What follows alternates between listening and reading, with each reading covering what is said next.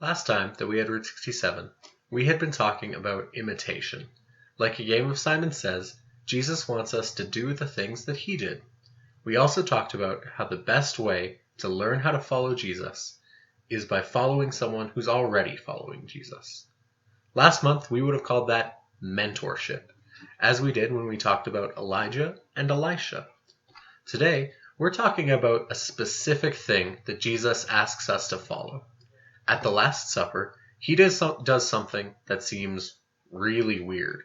Jesus stands up from the table and starts to wash his disciples' feet. Now today, this is weird because we don't have other people who wash our feet. We wear shoes and socks, and instead of walking everywhere, we drive or bus or bike. When we do walk, we have nice paved roads to walk on. In Jesus' time, if you wanted to go somewhere, you had to walk. If you were really rich, maybe you could have afforded a horse or more likely a donkey, but for most people, you were walking. And even then, they didn't have, shoes or boots in the way that we do. They mostly just wore sandals. And last, they didn't have nice paved roads like ours. Typically, they had dirt paths. The Romans had built some roads, but for the most part, it was just dirt paths that had worn into the ground over time. So in Jesus' time, it was common for there to be a person in your house that had to wash the feet of the guests. Even so, though, it was weird that Jesus would do it in his time. And this was because washing their feet was considered the lowest job in the household. So if you had servants, it was the job of the servant that you liked the least. If you didn't have servants, it might be the job of the youngest person in your house.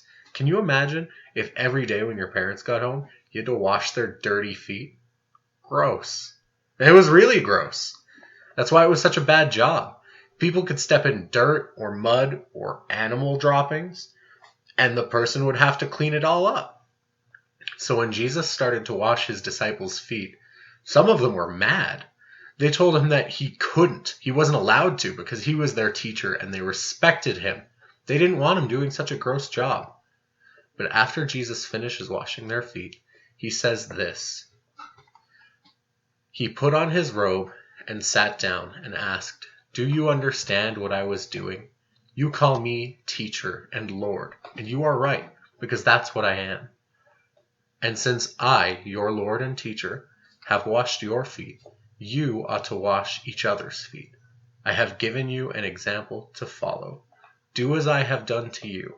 I tell you the truth. Slaves are not greater than their master, nor is the messenger more important than the one who sends the message. Now that you know these things, God will bless you for doing them."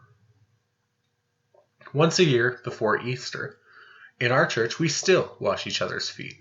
And we do this as a symbol to remember what God was really asking us to do. Jesus doesn't really care whether we have clean feet. Jesus wanted us to know that since he has served us, now we need to serve each other. We follow Jesus by showing that we are willing to help other people, even in ways that we might not want to. And that's what we're going to talk about in our worksheet today. See you guys next time.